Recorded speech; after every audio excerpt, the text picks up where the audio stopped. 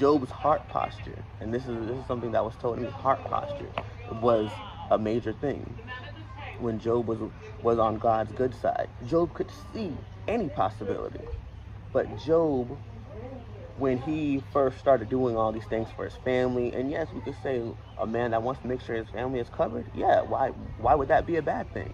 That shouldn't be considered a bad thing at all. He did all these communions for God, to God, to basically make sure that, like, hey, I know this is what the book says, so this is what I'm gonna do to try and make sure they're safe, to try and make sure they're good. Great thought, great idea, but the heart posture over time turns. It turns into, you know what, this is now transactional, because now I know, hey, my kids did this, that, and the third, so if I want to make sure they're clear, let me just do this real quick. God will forgive me. God will forgive them. But it's the idea that thinking that you have to do X, Y, and Z to receive God's grace, when His grace is given out of kindness, not out of transaction.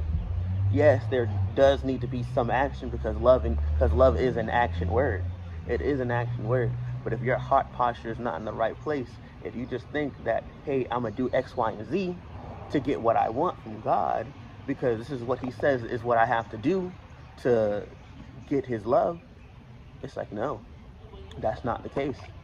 So it's a lot of heart posturing going on for Job right now. Of his heart posture is in a position of, why me? Why are you doing this to me? What have I done to you to deserve all of this? Job can't see anything greater than what he is going through. So therefore, he will stay at that level.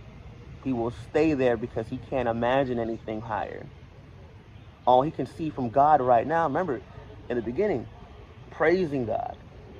God's glorious, wonderful.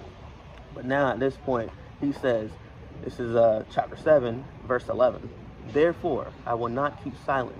I will speak out in the anguish of my spirit. I will complain in the bitterness of my soul. Am I the sea or the monster of the deep, that you put me under guard?